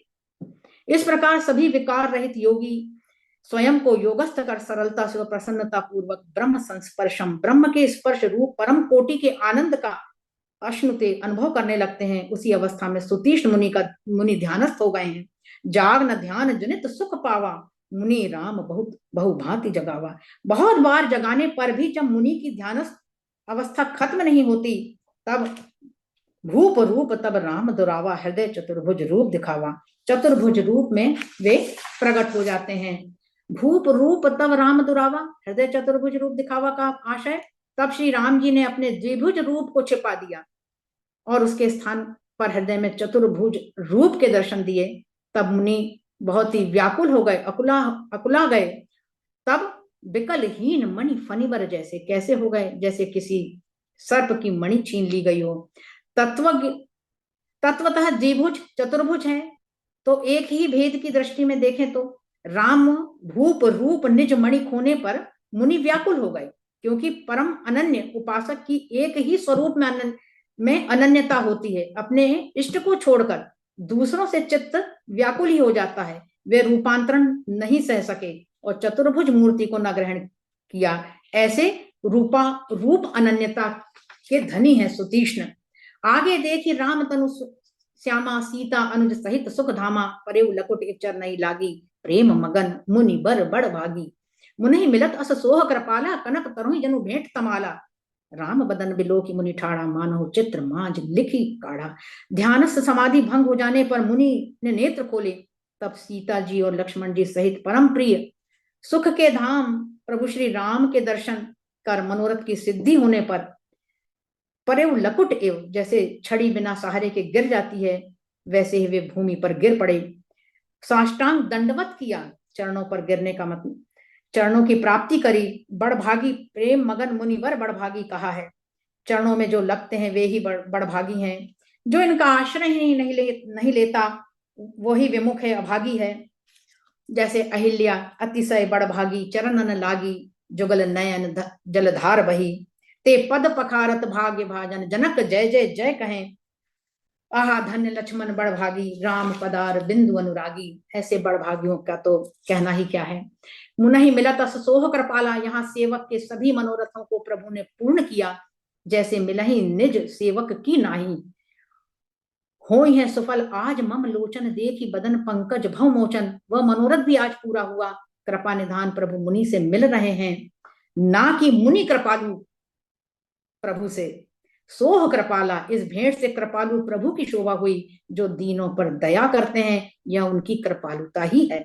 कनक तरोही जनु भेंट तमाला, मानो तमाल वृक्ष जो श्याम वर्ण है स्वर्ण वृक्ष से भेंट कर रहा हो, दोनों विदेह दशा को प्राप्त हो जाते हैं, स्थावर शरीर के जड़वत हो जाते हैं। राम बदन बिलो की मुनि ठाड़ा। श्री रामचंद्र जी के मुख का दर्शन करते हुए जैसे ऐसे जान पड़ते थे जैसे मानो तस्वीर में लिख कर उनकी शक्ल ही काट दी गई हो। टकटकी लगाए अनिमेष नैनों से वे उनको देख रहे हैं, जैसे तस्वीर के चित्र की आंखें एक टक देखती रहती हैं स्थिर भावों में। प्रेम भक्ति का प्राणी है सुतीक्ष्ण, इसलिए भेद भक्ति, बिना भेद के भक्ति संभव ही नहीं है। और भेद बुद्धि सभी भक्तियों में बनी ही रहेगी। जिसमें भेद भक्ति होगी उसमें आलंबन के प्रति प्रीति भी होगी ही, किंतु वह प्रेम दशा तक पहुंचकर सबको सुतीक्ष्ण बना दे, यह अनिवार्य नहीं है। भेद भक्ति के साधक स्वर्ग और वैकुंठ को प्राप्त होते हैं, प्रेम भक्ति के साधक तो बस प्रेम में ही निमग्न रहते हैं और सदा आनंद रस में ही निमज्जन करते हैं।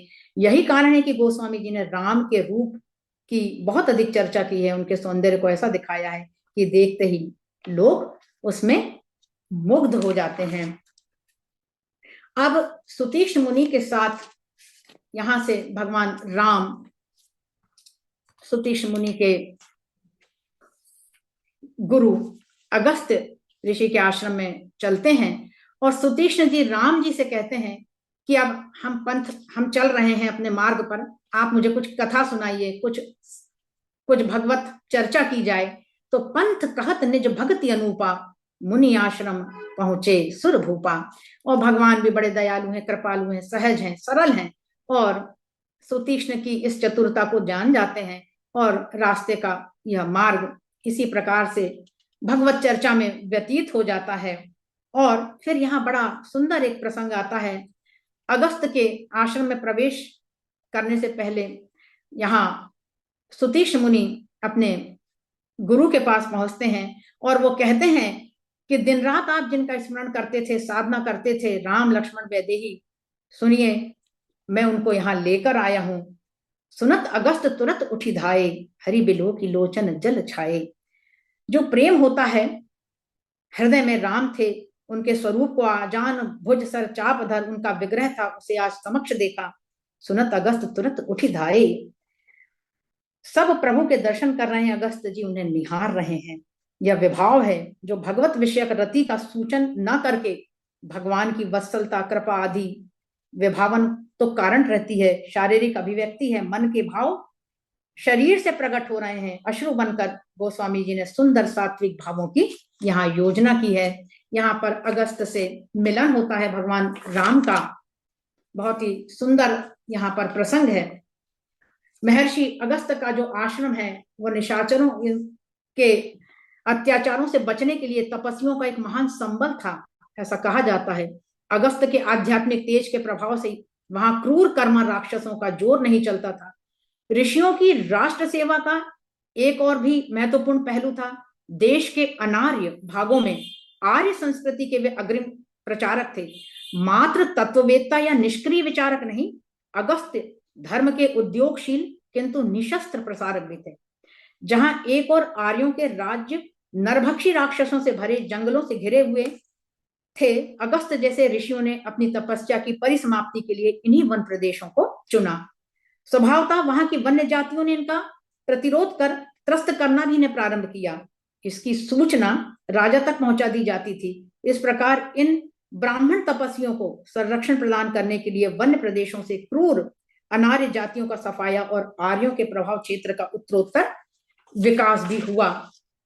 और इस प्रकार ये अगस्त ऋषि के बारे में जो मैंने थोड़ी सी जानकारी जानी वो मैं शेयर कर रही हूं। और अगस्त जी ने अगस्त्य रामायण की रचना की है और इसका रचना काल स्वरोचिष मनवंतर के दूसरे सतयुग में हुआ है और इसमें श्लोकों की संख्या 16,000 कही गई है। और वाल्मीकि रामायण में भी एक प्रसंग आता है कि वनवास काल में जब राम अनेक वैदिक आश्रमों के संपर्क में आए तो जब वे अगस्त जी के आश्रम में उन्होंने प्रवेश किया तो यहाँ उन्होंने शस्त्रों के प्रयोगों की वैदिक विधि भी सीखी थी। यह अरण्य कांड में वाल्मीकि रामायण के अरण्य कांड में तीसरे सर्ग में 12वें श्लोक में इसका जिक्र होता है। अब अगस्त्य आश्रम में राम जी का सुतीक्ष्ण के साथ जब प्रवेश हो जाता है तो यहाँ पर एक बहुत ही सुंदर दृश्य देखने को मिलता है।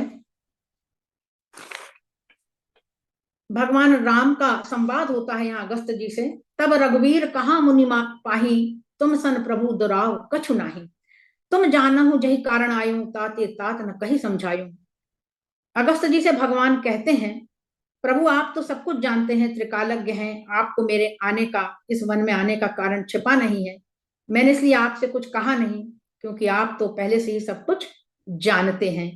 अब आप ऐसा कीजिए, अब सो मंत्र देहु प्रभु मोहि, जही प्रकार मारो मुनि द्रोही। आप मुझको मार्गदर्शन दीजिए। और ऋषि ने पूछा किस बारे में? तो वो कहते हैं कि मुझे एक प्रयोजन के लिए मैं जो यहाँ आया हूं वह है राक्षसों का नाश। जितने मुनि द्रोही लोग हैं, मैंने प्रण किया है कि उन्हें निशिचरहीन करऊं मही का मैं प्रण कर चुका हूं, और उनके नाश के करने के लिए मैं अब इस दंडकारण्य में आया हूं। आप मुझे बताएं कि मैं किस तरह उनका विनाश करूं। अगस्त्य जी यहाँ बड़े ही मुस्कुराते हुए कहते हैं कि आप प्रभु मुझसे ऐसा कह रहे हैं जैसे आप अज्ञानी हैं और मैं बड़ा ज्ञानी हूं। प्रभु आप तो सर्वज्ञ हैं, आपके थोड़े से भजन से ही मुझे आपकी बहुत थोड़ी सी महिमा समझ में आती है।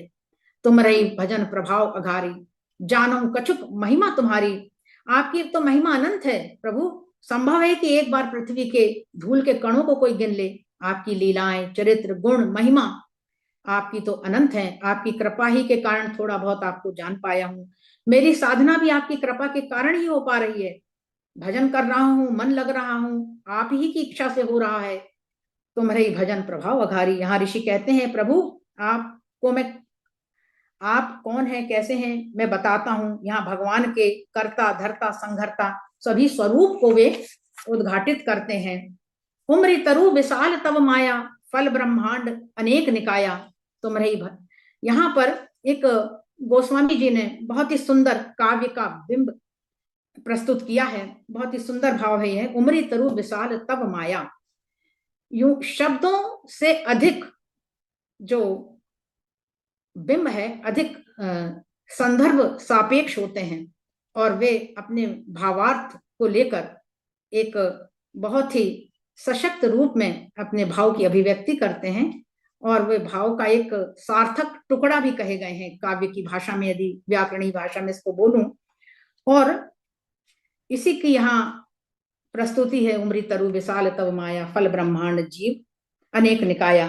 तुलसी की ये बिंबात्मक भाषा है। यहाँ पर ये वर्णन करते हैं कि ये पूरा ब्रह्मांड जो है यह तो आप ही ने रचा है प्रभु। यहाँ एक रूपक है ये, जैसे कि गूलर का वृक्ष। गूलर का वृक्ष अत्यंत विशाल होता है, उसमें छोटे छोटे फल होते हैं, और उन फलों के अंदर भी अनेक छोटे छोटे जीव जंतु रहते हैं। यहाँ अगस्त्य जी कहते हैं कि आपकी माया इस वृक्ष की तरह विशाल है। इसी माया शक्ति से आप ब्रह्मांड की रचना करते हैं। ब्रह्मांडों की गणना नहीं की जा सकती। आप तो अनंत कोटि ब्रह्मांड नायक हैं प्रभु। ये सारे ब्रह्मांड कैसे हैं? जैसे कि गूलर का फल होता है। इतने सारे गूलर के फल होते हैं जिनकी स्वभावतः एकदम गणना नहीं की जा सकती। एक रूपक ही के माध्यम से कहा है, फल ब्रह्मांड अनेक निकाया। एक एक गूलर का फल है मानो एक एक ब्रह्मांड है। ये तो आपकी शक्ति है, ये तो आपकी सृष्टि है। इस अनंत माया शक्ति से आपने अनंत ब्रह्मांड बनाए हैं, और हर ब्रह्मांड में जीव रहते हैं। जिस प्रकार गूलर के फल में जीव रहते हैं, वो जो जीव जंतु इस फल के भीतर रहते हैं, उन्हें ये मालूम ही नहीं होता कि और भी फल हैं। उसके लिए उसका संसार उस एक फल के भीतर ही ससीम हो जाता है।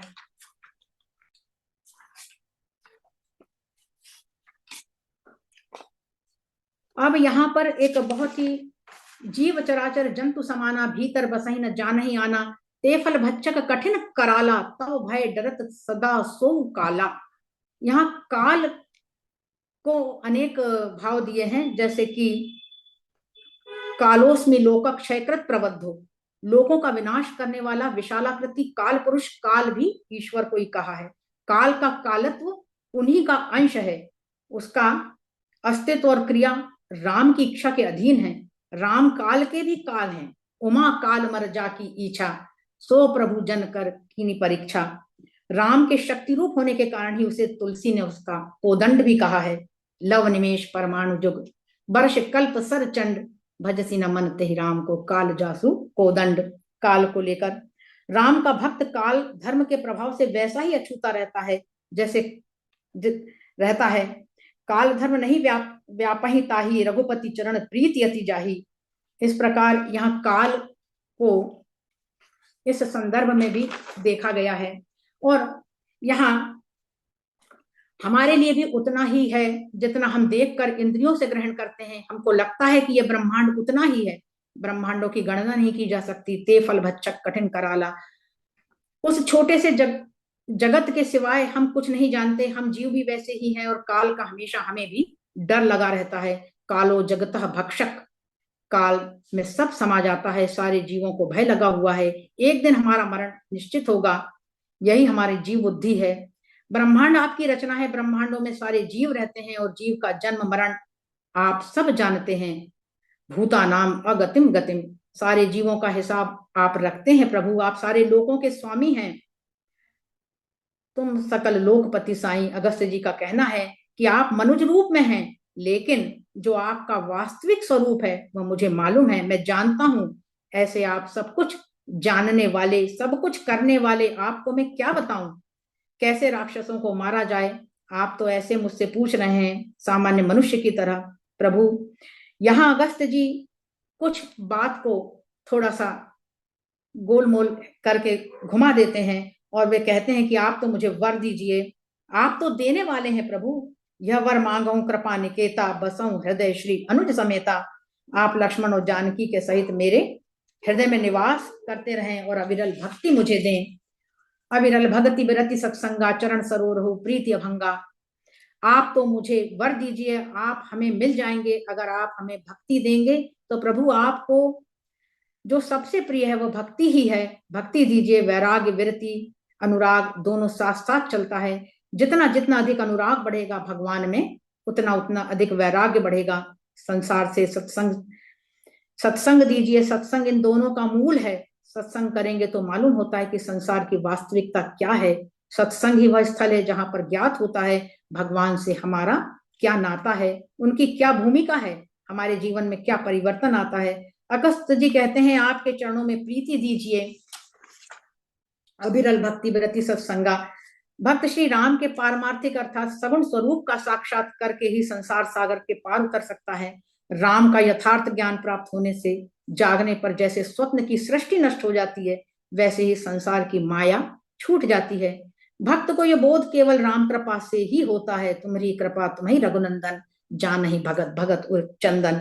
राम जी का निर्गुण स्वरूप मन के लिए अविषय होने के कारण भक्ति मार्ग के लिए उपयुक्त नहीं है। इसलिए विबुध लोग श्री राम के अवतारी पुरुष का ही ध्यान करते हैं, और श्री राम की स्तुति करते हुए संसार सागर पार उतरने की इच्छा करते रहते हैं। अगस्त यद्यपि ब्रह्म अखंड अनंता, अनुभव गम्य भजहि जहि संता। सगुण ब्रह्म में ही रति है मेरी। आप लीला कर रहे हैं, आप मुझसे पूछ रहे हैं, मैं बता रहा हूं। हालांकि मैं जानता हूं कि आप जानते हैं, फिर भी मैं इस तरह बता रहा हूं कि जैसे आप कुछ नहीं जानते हैं। हे प्रभु परम मनोहर ठाऊं, पावन पंचवटी तिहि नाऊ। दंडक वन पुनीत प्रभु करहूं, उग्र साप मुनिवर कर हरूं। पंचवटी दंडक वन में है। ये दंडक वन श्रापित वन है।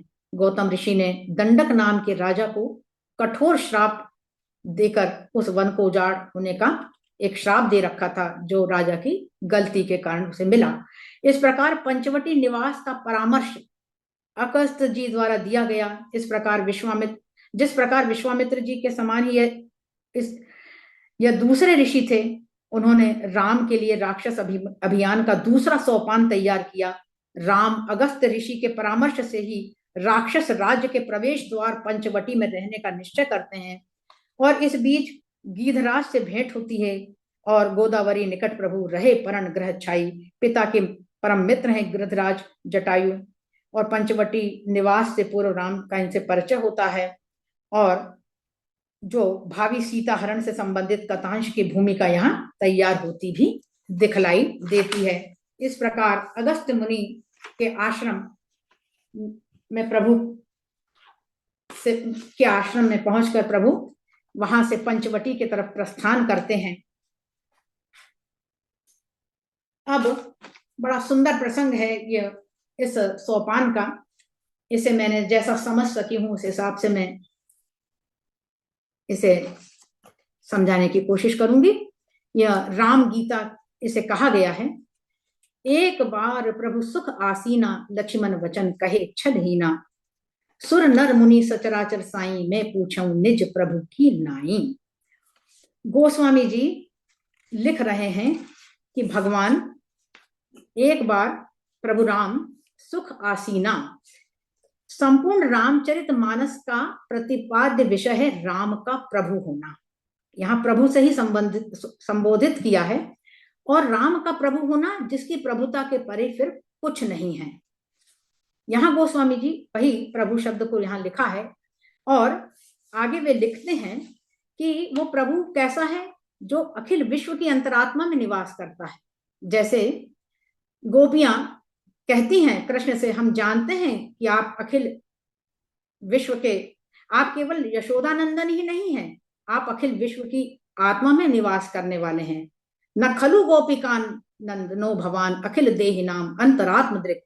ऐसा ही यहाँ लक्ष्मण जी भगवान राम से कह रहे हैं कि सुर नर मुनि सचराचर साई, आप सुर नर मुनि सभी के स्वामी हैं, सभी चराचर के, मैं पूछूं निज प्रभु की नाई। यहाँ पर भगवान से लक्ष्मण कुछ प्रश्न पूछते हैं, और लक्ष्मण वचन कहे छलहीना। यहाँ सेवा के अलग अलग डायमेंशंस हैं।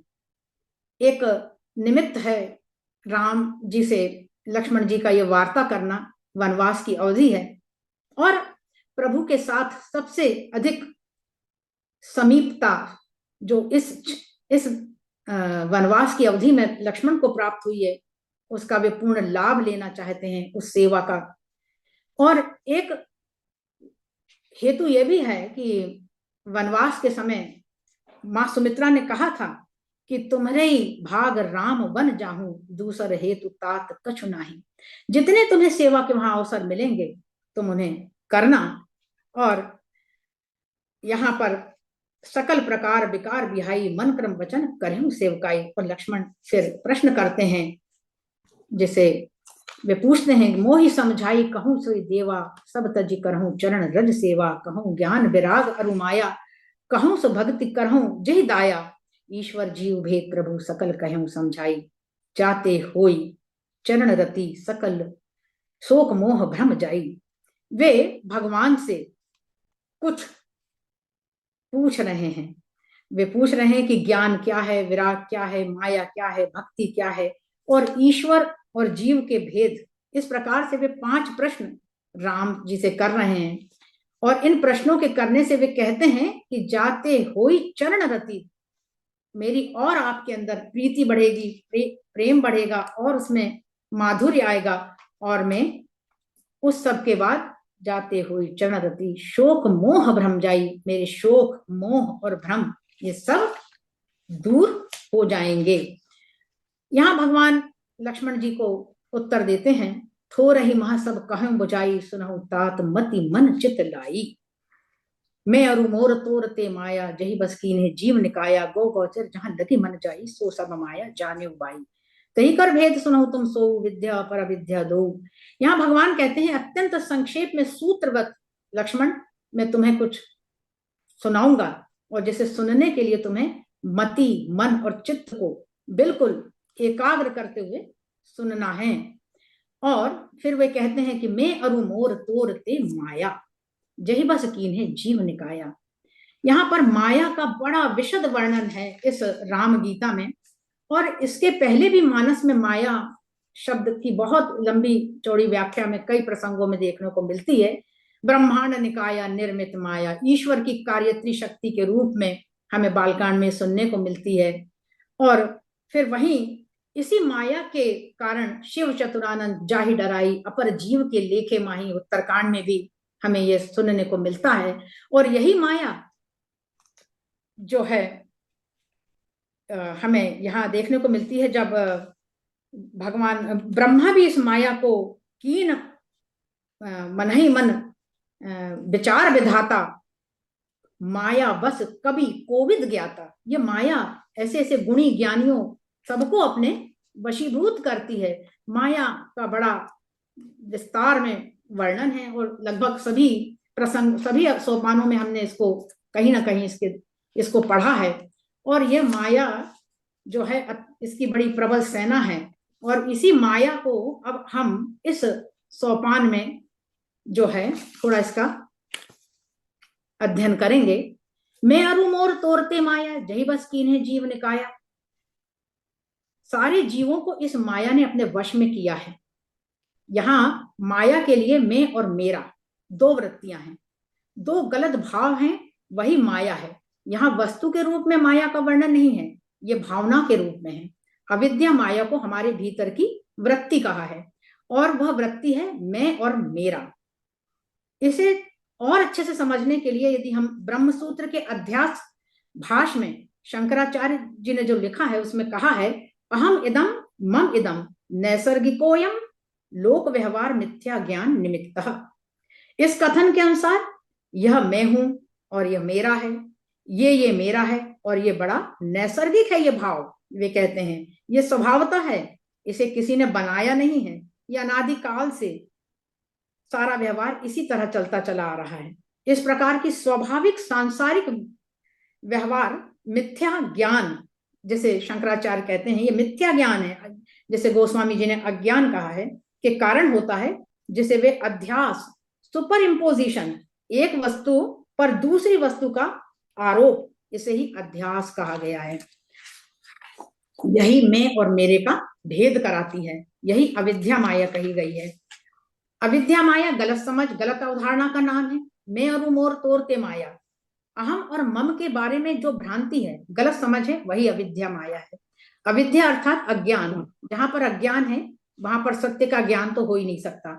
स्वयं के बारे में हमने जो माना है वह अध्यात्म की दृष्टि से भ्रांति है। हमने स्वयं को देश काल और वस्तु से परिचिन्न माना है।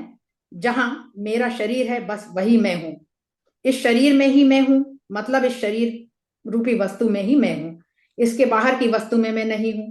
और वेदांत की भाषा में इसे देश काल में सीमित हूं, ऐसा मतलब है यहाँ पर। और मैं शरीर में सीमित हूं, इस देश और वस्तु में परिचिन्न हम इसे कहेंगे।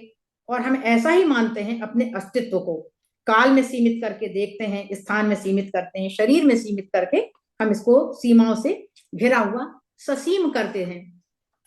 और जितना अधिक मेरे को बढ़ाते हैं हमें लगता है मैं बड़ा हो जाऊंगा। जैसे उदाहरण के लिए यदि हम कभी इस पर सोचें कि यदि हम छोटे से किसी मकान में, 2-3 कमरे के मकान में रह रहे हैं, और यदि हम थोड़ा सा एक बड़ा सा मकान खरीद लेते हैं 4-6 कमरे का, तो हमें ये लगने लगता है कि अब मेरे पास एक बड़ा मकान हो गया है, अर्थात मकान बड़ा हो गया है, अर्थात मेरा मकान बड़ा हो गया है। और जितना मेरा मकान बड़ा हो गया उतना ही मैं बड़ा भी हो गया हूं। तो ये जो मेरा है यही मैं को और भी विस्तार देने लगता है। और यह एक कल्पना है, मैं बड़ा हो जाऊंगा, यह एक कल्पना ही है। और इसी अविद्या माया के कारण व्यक्ति दुखी रहता है। इसे गोस्वामी जी कहते हैं कि इसे दुष्ट कहा है, एक दुष्ट अतिशय दुख रूपा, यह हमेशा दुख ही देती रहती है। और आगे ये भी कहा गया है कि जीव धर्म जो है अहिमिति अभिमाना, गोस्वामी ने यही कहा है कि इस अपने व्यक्तित्व का जो अभिमान होता है, जीव का जो धर्म है या विशिष्ट गुण है, इसी व्यक्तित्वाभिमान के साथ ही साथ एक और बात जुड़ जाती है, जीव का जीवन, मैंपन की जो बुद्धि होती है। और ये मैंपन की बुद्धि जब इतनी अधिक मुखरित हो जाती है तो यही हमारे मैं और मेरे को बढ़ाती है, तू और तेरे को बढ़ा देती है। और यही हमारी सारे निखिल मनोवेगों की का गोमुख बन जाती है। इस प्रकार हम अपने इस अविद्या के जनित मोह और भ्रम के कारण मैं और मेरा करने लग जाते हैं। मैंने सर्वेश्वर दयाल जी की एक कविता पढ़ी थी जो इस संदर्भ में मुझे बहुत ही प्रासंगिक लगी। मैंने जब जब सिर उठाया अपनी ही चौखट से टकराया, सिर झुका आओ बोली भीतर की दीवारें, सिर झुका आओ बोला बाहर का आसमान। दोनों ने मुझको छोटा करना चाहा, बुरा किया मैंने जो घर बनाया। हमने अपने को ससीम कर लिया है, और यही वो कारण है कि जिससे हम सदा दुखी रहते हैं। एक विद्या माया का भी यहाँ वर्णन है। एक रचहि जग गुण बस जाके, प्रभु प्रेरित नहीं निज बल ताके। यह विद्या माया कही गई है, जो जगत की रचना करती है। इस विशाल ब्रह्मांड की निर्मिति करने वाली विद्या माया है। यह त्रिगुणात्मिका है। संपूर्ण जगत में त्रिगुण का ही विस्तार दिखाई देता है। गीता में भगवान कहते हैं, देवी हेषा गुणमयी मम माया दुरत्या। यह गुणमयी प्रकृति के तीनों गुणों से युक्त मेरी माया, विद्या माया शक्ति अत्यंत कठिन है। विद्या माया में दो चीजें होती हैं, पहला ये गुणमयी है और दूसरा भूतमयी है। भूत इसी विद्या माया की ही निर्मिति है। जगत में हम देखते हैं आकाश वायु अग्नि जल पृथ्वी, ये पंच तत्व त्रिगुणात्मक हैं। इनमें सात्विक अंश है, राजसी अंश है, तामसिक अंश है। और जगत में जितनी भी चीजें बनी हुई हैं, इनमें इन दो की ही का ही कॉम्बिनेशन है, पंच तत्व और त्रिगुण। इसलिए कहते हैं एक रचहि जग गुण बस जाके। गुण किसे कहते हैं? नित्य परतंत्र गुण, जो स्वतंत्र ना रहकर हमेशा दूसरे पर निर्भर रहते हैं। जैसे फूल लाल है, फूल लाल है तो लाल रंग फूल पर निर्भर है। हलवा मीठा है तो मीठा हलवे पर निर्भर है। इसलिए यहां कहा गया है कि यह विद्या माया प्रभु प्रेरित भगवान पर आश्रित है और स्वतंत्र रूप से काम नहीं करती। गीता में भगवान कहते हैं, मया अध्यक्षेण प्रकृति सूयते सचराचरम। मेरी अध्यक्षता में यह प्रकृति या यह माया काम करती है, और जब मैं आदेश देता हूं तब यह सृष्टि का निर्माण करती है, और मैं जब आदेश देता हूं तब वह यह सृष्टि का लय करती है। इसलिए विद्या माया का वर्णन है कि उद्भव स्थिति संहार कारणिम क्लेश हारणिम सर्व श्रेयस्करिम सीताम नतो हम राम वल्लभाम। यह विद्या माया जगत की सृष्टि आदि एवं जीव का क्लेश हरण तथा श्रेयस्करण का कार्य करती है। राम जी ने भेद का व्यवहार किया है समझाने के लिए। उन्होंने विद्या माया को तो प्रभु प्रेरित कहा और अविद्या माया को नहीं। विद्या माया या विद्या माया कोई समस्या क्रिएट नहीं करती। इस त्रिगुणात्मिका विद्या माया के लिए पतंजलि सूत्र में कहा गया है, भोग अपवर्गार्थ प्रकृति सा प्रवर्तती। यह विद्या माया जीवों को अनेक भोग देती है, उनकी इच्छाएं पूर्ण करती है, और जब व्यक्ति भोगों से ऊब जाता है तब यही विद्या माया मोक्ष प्रदान करती है। मोक्ष के साधन जैसे ज्ञान के लिए शास्त्र, भक्ति के लिए श्रेष्ठ गुरु, स्थान, आश्रम आदि आदि, ये सभी विद्या माया ही देती है। यह पूरे ब्रह्मांड को बनाती है, यह भोग और मोक्ष देने वाली। इसीलिए कहा है, गो गोचर जहां लगी मन जाई, सो सब माया जाने भाई। जहां जहां तक इंद्रियां जा रही हैं, इंद्रियों के विषय हैं, ये सब विद्या माया है। कि विद्या माया एक मंच दे रही है। इसमें सारे जीव अपने भोगों का क्षय कर सकते हैं, साधक बन सकते हैं, मोक्ष को प्राप्त कर सकते हैं। यही कारण है पंच महाभूत सतत हमारी सेवा करते रहते हैं, हमें जो चाहिए वे प्रदान करते हैं। एक रचहि जग गुण बस जाके, प्रभु प्रेरित नहीं निज बल ताके। निज बल नहीं है, अपने बल से यह कार्य नहीं करती, इसका कोई ना कोई स्वामी है, कोई ना कोई इसका प्रेरक है। इसलिए विद्या माया और भगवान में जो संबंध है, प्रेरक और प्रेरित का है। भगवान प्रेरणा देते हैं, विद्या माया प्रेरित होती है, कार्य करती है। इस तरह 4 पंक्तियों में माया का वर्णन हो गया, और आगे ज्ञान के स्वरूप पर चर्चा की गई है। हेलो। अविद्या माया को यदि हमें दूर करना है तो इसके लिए ज्ञान ही उपाय है। ज्ञान का स्वरूप बताइए। ज्ञान मान जहां एक नहीं, जहां किसी प्रकार का मान नहीं होता उसको ज्ञान कहा गया है। आगे चौपाई के अर्धाली में बताया है, देख ब्रह्म समान सब माही। जो सबको ब्रह्म रूप ही देखता है वो ज्ञानी है, उसे ज्ञानी कहा है। स्वयं में कोई मान नहीं है, बाहर एक ब्रह्म का दर्शन है। यदि यह जीवन में चरितार्थ हो जाए तो आप ज्ञानी हो गए। ज्ञानी के संदर्भ में यहाँ उसे जो वेदज्ञ देवज्ञ या बहुत कुछ ज्ञानी बनने की जो अनेक विधाएं कही गई हैं, उससे ना कहकर जो अर्थ शास्त्र सम्मित है उसके आधार पर ही हमें चिंतन करना चाहिए। ज्ञान की पराकाष्ठा है मान का ना होना, मतलब अपने में कोई विशेषता ना देखना। मैंने अपने आप को माना मतलब मैं विशेष हो गया, मैं खिलाड़ी हूं, मैं संगीतकार हूं, आदि आदि। अपने में एक विशेषता हमने धारण कर ली। चेतन सत्ता निर्विशेष है, सम है। दो सत्ता होती है, सामान्य और विशेष। जैसे सारी लहरों में जल की सत्ता समान है, किंतु हर लहर अपने में विशेष है, उसका अपना एक विशेष आकार है और वह दूसरी लहर का नहीं है। इसीलिए हम आकाश है, वायु है, जल है, अग्नि है, पृथ्वी है का मतलब सत्ता, एग्जिस्टेंस, अस्तित्व में कोई विशेषता नहीं है। अस्तित्व के ऊपर हम जब उपाधि लगा देते हैं तो वह विशेष हो जाता है। पानी में जहां आकार जोड़ दिया वहां उसमें एक विशेषता हो गई। स्वर्ण में अगर हम आभूषण जोड़ देते हैं तो आभूषण के कारण उसमें एक विशेषण जुड़ जाता है। जो स्थिर बुद्धि में अपने मान को, अपने ज्ञान को रखता है, वह यही जयता सर्गो येषाम साम्य स्थिता मना, निर्दोषम ही समम ब्रह्म तस्माद ब्रह्मणि ते स्थितः। ऐसा ज्ञानी पुरुष जिसका मन सम हो गया है, ब्रह्म में स्थित हो गया है, उसको मानो कि उसकी उसने मान लिया है कि सृष्टि एक प्रकार से, उसने सृष्टि में सभी को ब्रह्म रूप ही उसे दिखाई देते हैं, सारी वस्तुओं में उसे एक ही तत्व दिखाई देने लगता है। मतलब स्वयं में भी वो उसे कोई विशेषता का अनुभव नहीं होता और जगत में जो भी सारे विशेष विशेष दिख रहे हैं वो उसे आकर्षित नहीं करते। सम बुद्धि का भाव हो जाता है। और कहिए तात सो परम विरागी तृण सम सिद्धि तीन गुण त्यागी। भगवान लक्ष्मण जी को वैराग्य की पराकाष्ठा के संबंध में यहाँ बतला रहे हैं। यदि हमें इस मानसिक स्थिति को प्राप्त करना है तो विषयों के बीच रहकर भी, विषयों में उलझे बिना भी साधक इस परम सिद्धि को ज्ञान जन्य वैराग्य के अभ्यास से पा सकता है। यहाँ विजय गीता के, विजय जी, हम आधा घंटा लेट रहे हैं, तो क्यों, कृपया फिनिश करें। ऑलरेडी चलिए ठीक है, हाफ एन चलिए, hour late. Sorry sir, sorry, नहीं मुझे नहीं। कुछ याद नहीं रहा। चलिए फिर खत्म कर देते हैं, बाद में शेष उसके प्रसंग को स्पर्श करेंगे। चलिए, जय सिया राम। मैं क्षमा चाहता हूँ आपसे। जी, देखेंगे। बहुत ही सुंदर, अति गहन, बहुत गहन। बहुत आपने तो सुंदर, शास्त्रों का पिटारा खोल दिया बहुत आज। ही सुंदर, बहुत अच्छा। अति अति सुंदर। बहुत बहुत धन्यवाद विजय जी, और सभी मित्रों को आभार जुड़ने के लिए। मैं क्षमा चाहता हूँ टोकने के लिए आपको विजय जी, पर आप, हम सब जानते हैं इस क्लास का समय है 1 घंटे का, और समय मर्यादा को तो हमें पालन करना चाहिए। तो बस क्योंकि अब मैं समय, मुझे एक दो बात करनी थी, पर मैं अब समय नहीं लूँगा। और जो भी मुझे कहना है मैं अपने इस ग्रुप पर डाल दूँगा, आप पढ़ लीजिए, आप देख लीजिएगा। तो शांति मंत्र के साथ आज का समापन करते हैं।